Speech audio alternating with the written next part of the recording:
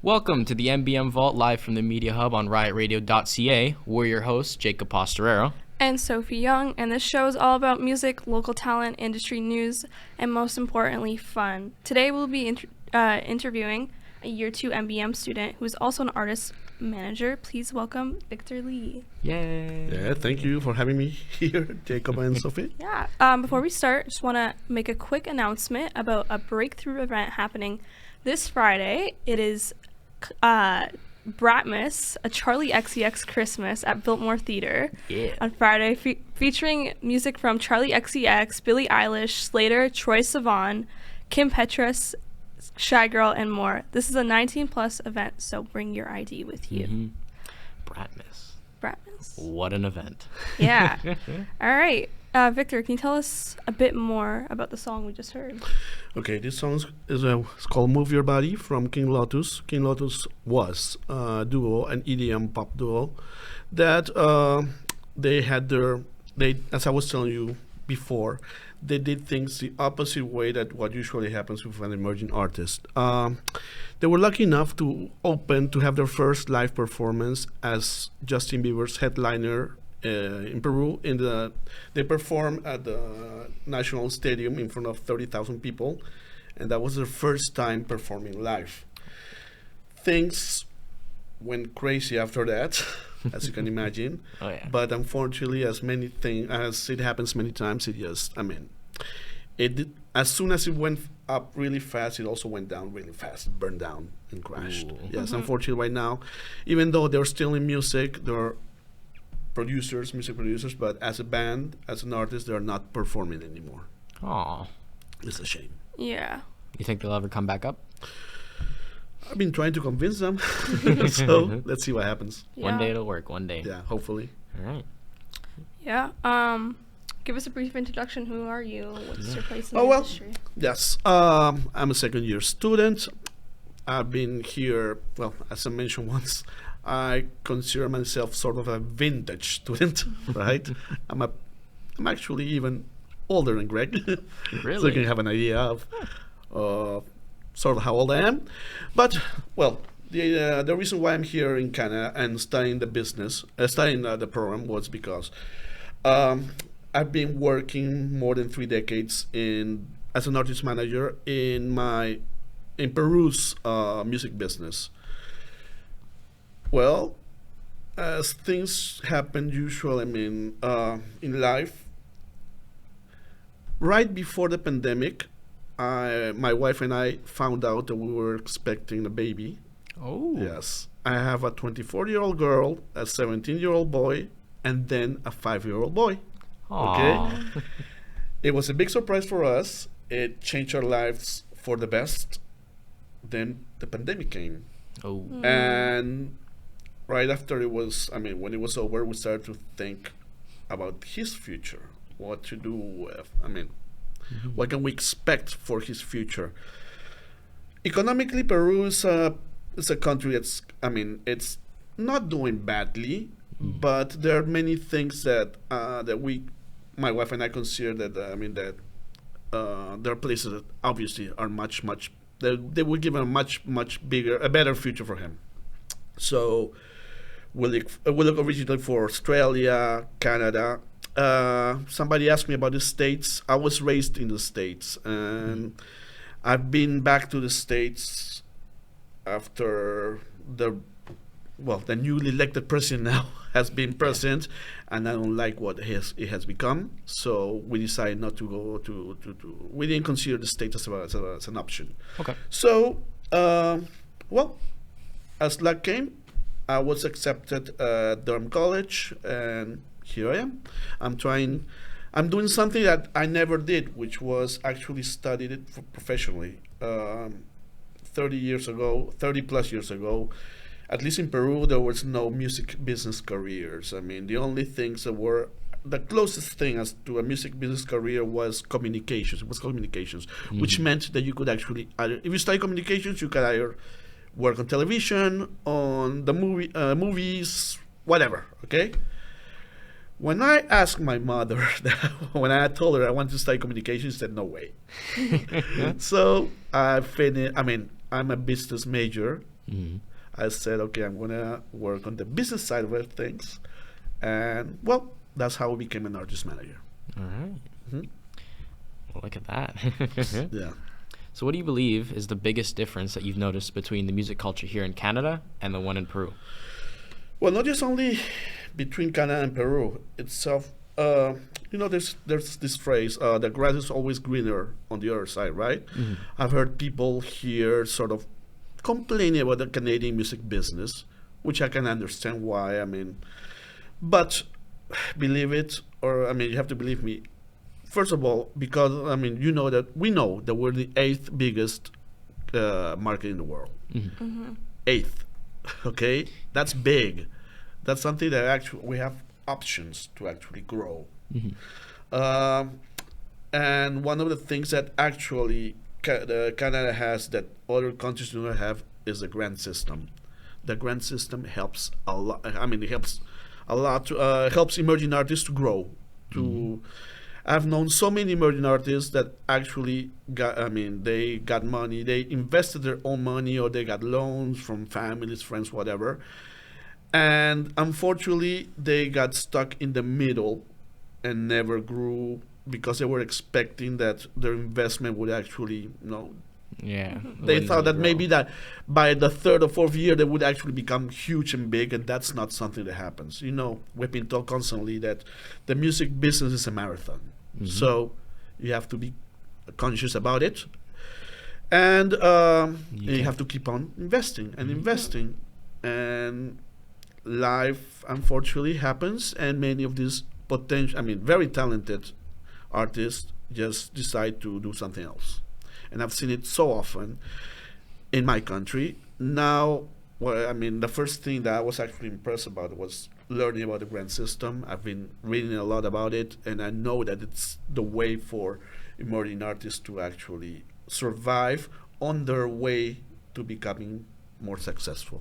And that's something that, you should all be proud about it. Yeah. Oh, yeah. So you mentioned a little bit about the first song that we played. Yes. Can you tell us more about your other influences? My own personal influences? Yeah. Well, I was basically raised into 80s music, okay? I'm a huge pop culture addict. Not only music, TV, lots of TV. I watch, I think, way too much TV, okay? And movies and anything that has to do with pop culture, okay? I'm very obsessed with it. Therefore, my influences are mostly 80s stuff.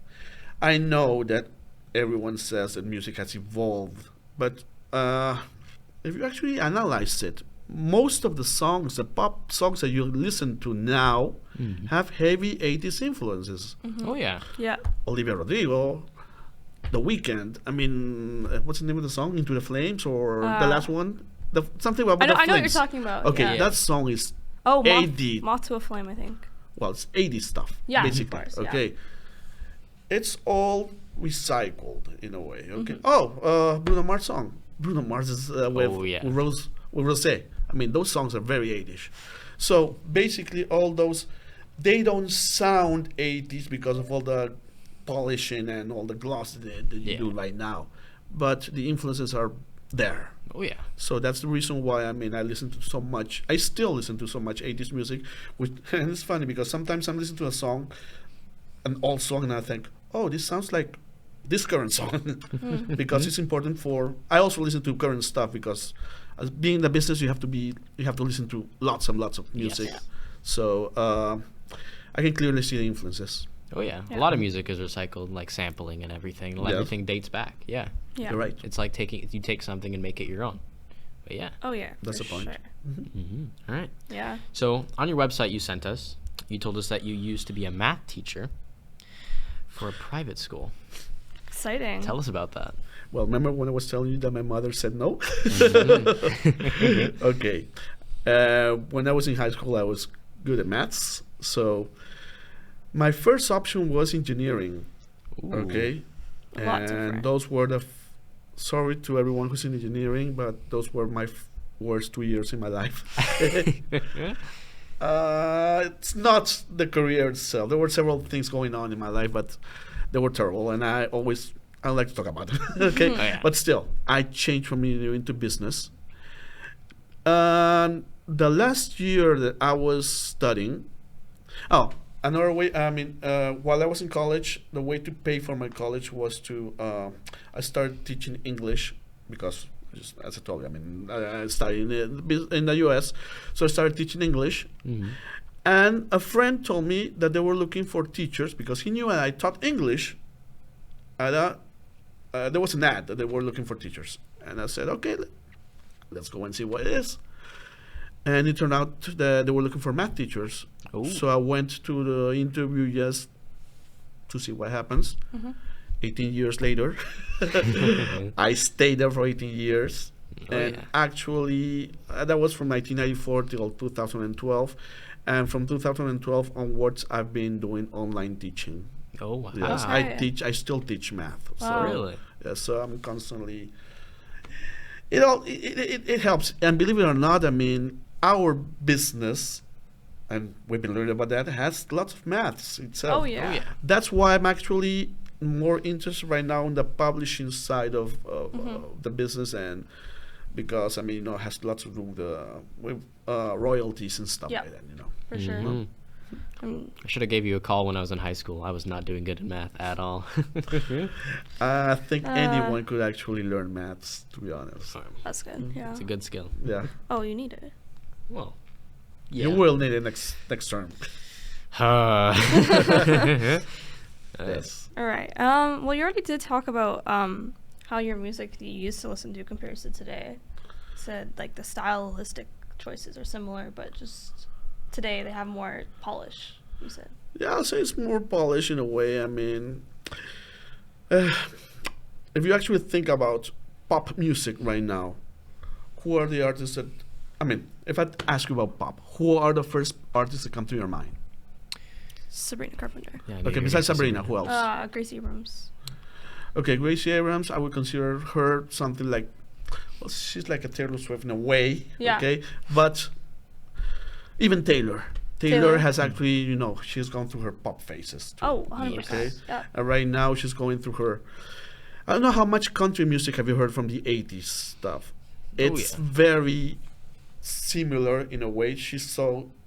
Taylor right now is doing 80s country, not necessarily, but I'm saying 80s and 90s influenced country music. Yeah, like With Roger Miller and stuff, Kenny Rogers and all that. That stuff. More adult contemporary music, because most of her new songs are basically a mix of ballads with electronic stuff behind. No? Oh, yeah. So basically, That's as I said, I mean, music right now, the mainstream music, and it makes sense. It has to still, it cannot change much, because if you scare people, they are not going to listen to your song. Well, yeah. So people listen to what they find familiar. Okay? And people listen to what they find familiar, and that happens when they grew up, when they were little kids, or when they were in high school. That's the funny thing. I mean, I can tell you stories that bring memories to me when I was in high school, and I'm pretty sure that you will also do the same thing, and that's a common denominator in everyone. Okay, so music connects, brings emotions, and you have to sort of keep it very similar. Okay, of course there are going to be more. I'll call it evolution because of a better technology and stuff, right? But I can actually vision music from here and 2001 and 2100s or whatever to sort of stay the same kind of vibe. Okay, I don't think that's going to change that much. Okay? Yeah, everyone's going to take from somewhere. Like, there's going to be music from our generation that people are going to definitely rework in the future and stuff. And it's funny because if you actually watch some sci-fi TV shows, they always go back to 80s and 90s pop culture. Yeah. Oh, yeah. Oh, yeah, because all the sci-fi themes, stuff. Yeah. As themes in sci-fi. And we're talking about shows that they're supposed to be in the 2300s or 2400s, but there's always this influence from 80s, 90s, and then 2000s. Because everyone was looking at the future at that time. Yeah. Oh, yeah. All right. Well, coming up after the break, we'll be talking to Victor more about his time in the MBM program and his current projects and his time as an artist manager. Don't forget that you can follow us on the Media Hub on social media at DCSA Media Hub. You can also follow us at MBM Vault on Twitter and Instagram, and at the MBM Vault on TikTok. We're going to play some music. Here's Remind You by Mauro Ferdinand, Max Landry, and Latino Reset live from the Media Hub on riotradio.ca. Welcome back to the MBM Vault. We're your hosts, Jacob Postorero and Sophie Young. We are back with Victor to discuss his time in this program, artist management work, and his aspirations. Ooh. Oh, yeah. Aspirations. So, They're good ones. Tell us more about the song we just heard.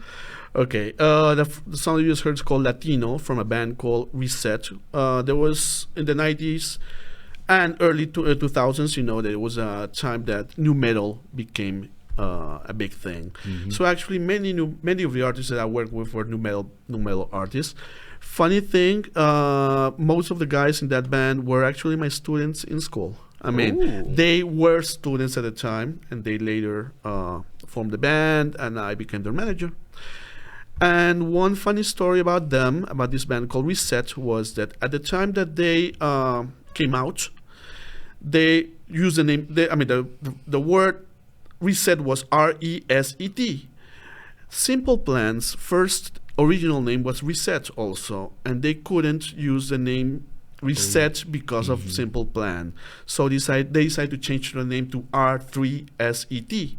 Ooh. And later on, we found out that Simple Plan went back to Simple Plan. So, but the name stuck as Reset. Oh, yeah. Mm-hmm. Cool. Look at that. Yeah. All right.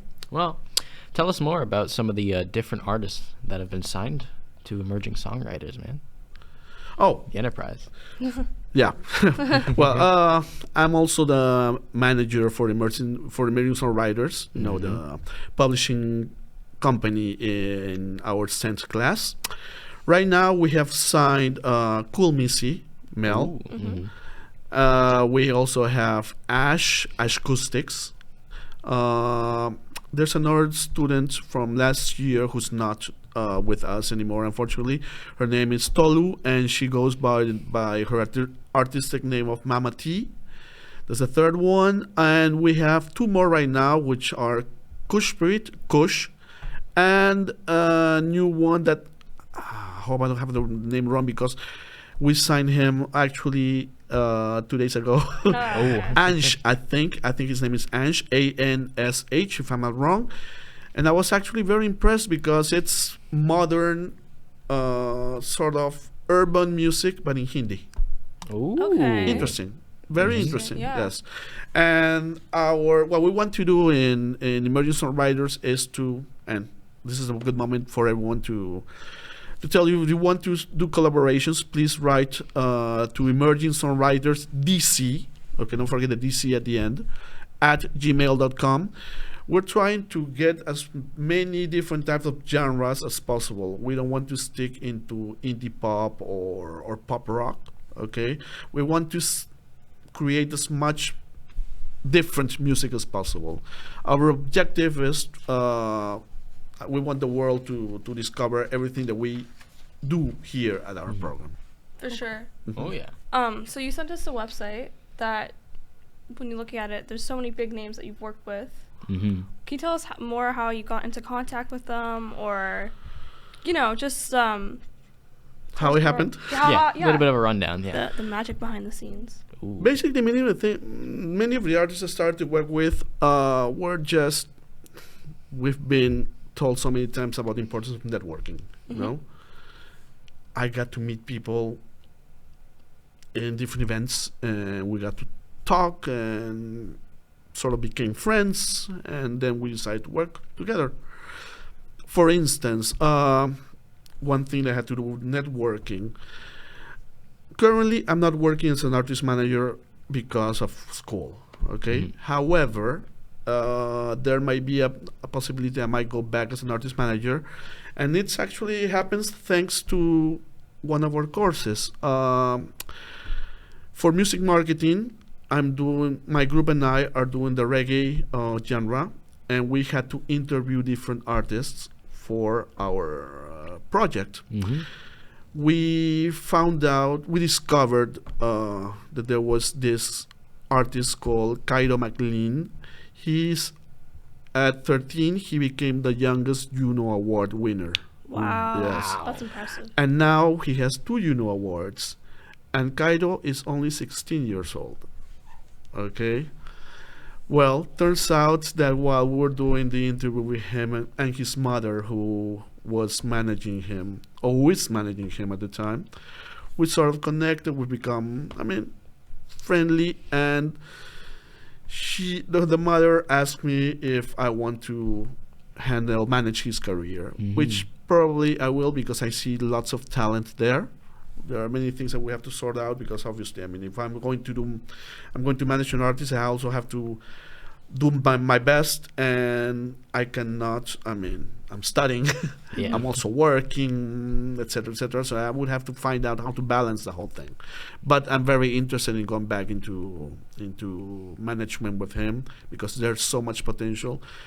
16, 2 Juno Awards, and just to give you an idea, we were talking about future releases, and he's going to release a mixtape in January.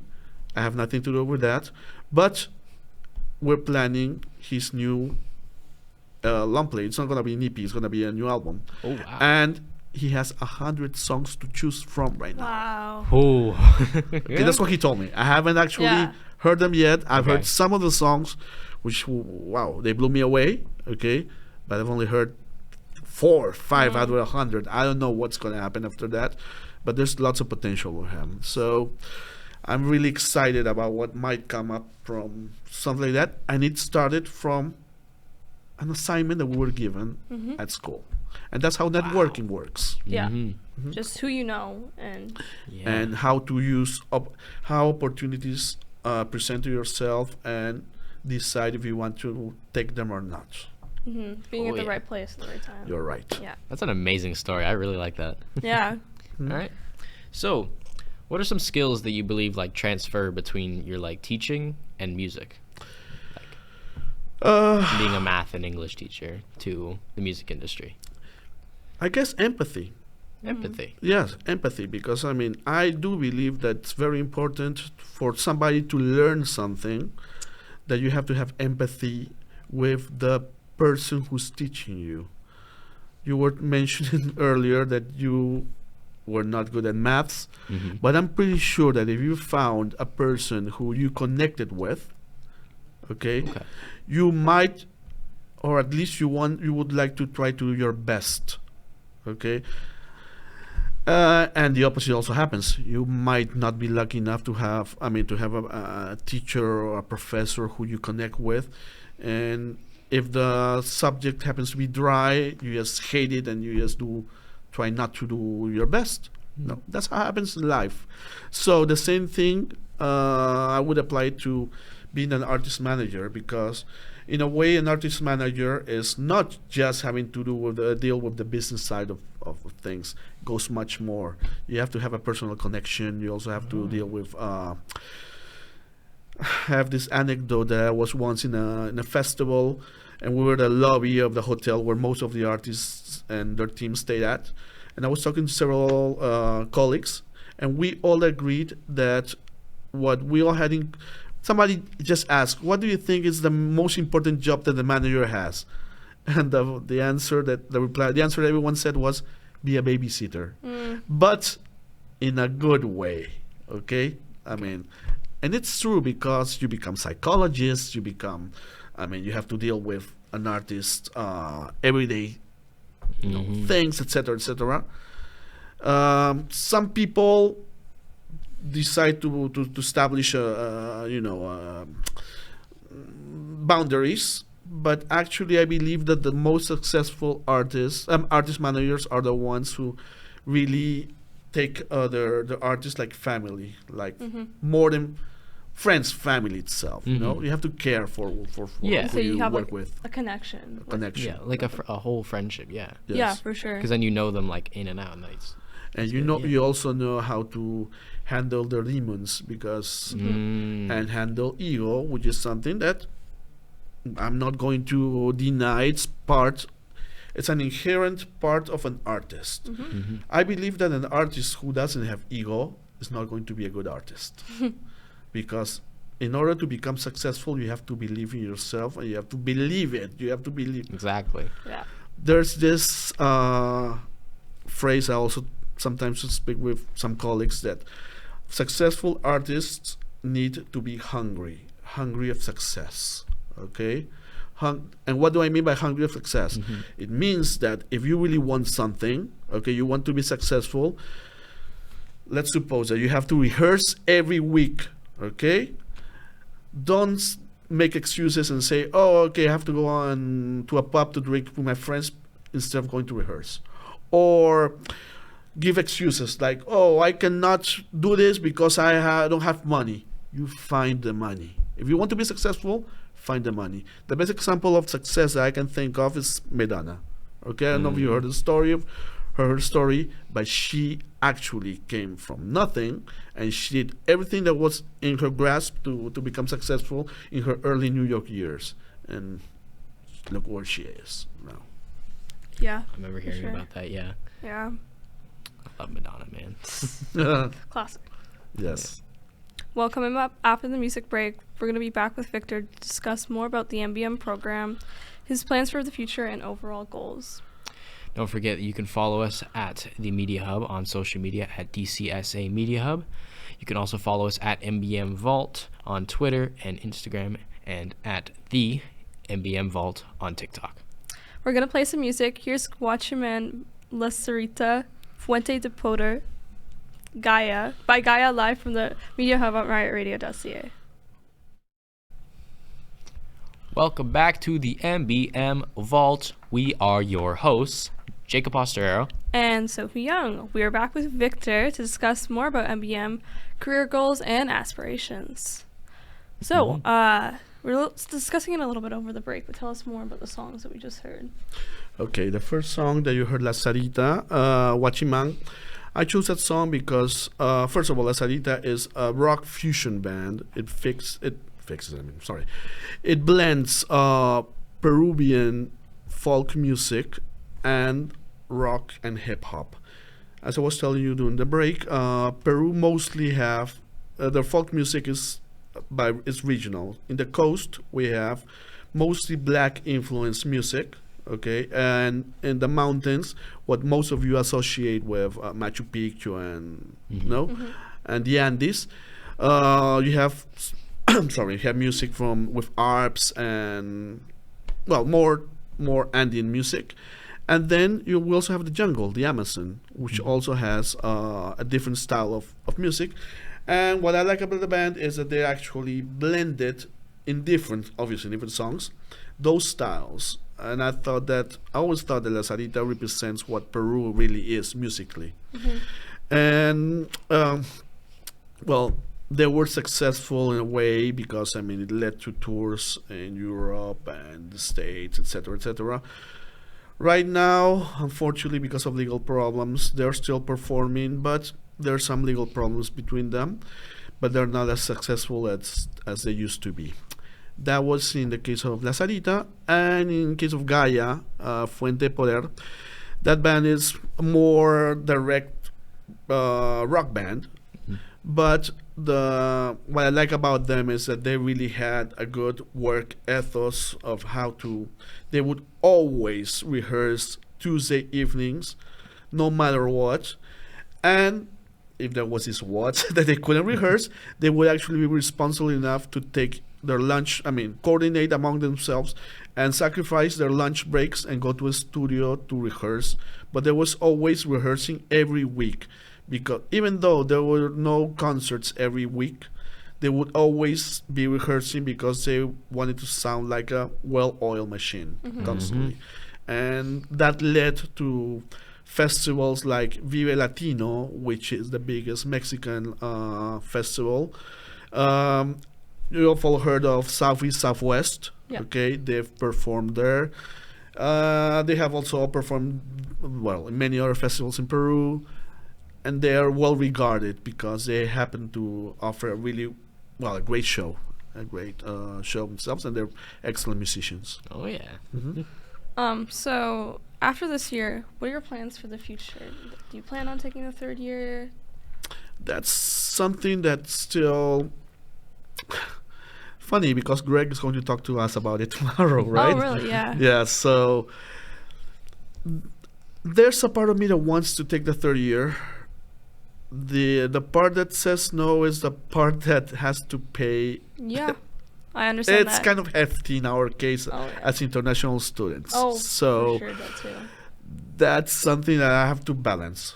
Okay, that I have to put into balance. That's the reason why I'm not sure if I'm going to do the third year or not. But still, I'm considering it. And my future plans obviously be more involved in the Canadian music industry. That's why I went to CMW.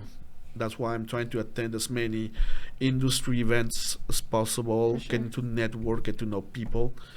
Networking is the word of the day. Okay, Oh, yeah. It has to do with everything here. That if we want to find jobs, and that goes for everyone here, future jobs, the way to get them is by going out there, introducing yourself, showing yourself, and getting to know people. For sure. All right. Well, the dreaded question, our final question. Any final short words of wisdom for the audience, for the people who are watching at home? Okay, the first thing, not words of wisdom, feel proud. I want the Canadian music business to get to know what we do here, okay, what we do at Durham College Music Business Administration Program. Okay, that's why we have Oshawa Music Week. It's the 25th year. I'm the manager. I'm the project manager for the summit, and our objective is to show not only the Durham region but Canada and hopefully the world what we're capable of doing here, producing here. We have lots of not just talented artists, but also lots of talented people who are going to be important key players in the business in the short term. But we have to get everyone to know that what we do and what we exist. And the last thing would be support your local bands. Okay, it's important, and not just because of trying to be nationals or whatever. Think of them as potential clients also. I mean, if you don't get to know what's around you, I mean, how are you going to get or find jobs if you want to become an artist manager or you want to become a producer or whatever? You have to find people, musicians, connect. Networking. Yeah. The word of the day, folks, networking. Thank you, James. Yeah, James, shout out to him. I love Jamesy. Yeah. DJ Shams. DJ Schmams. I love that man. DJ Clams. All right. Well, that's the end of the episode for this week. All right. We'll be back here next week. Yeah. Don't forget you can follow us on Instagram, or you can follow Victor on Instagram at victorE.lee23. Victor E.L.I. 23. Li23. Victor Eli. Victor Eli. Ooh, 23, okay. yeah. You can follow the Media Hub on social media at DCSA Media Hub. You can also follow us at MBM Vault on Twitter and Instagram, and at the MBM Vault on TikTok.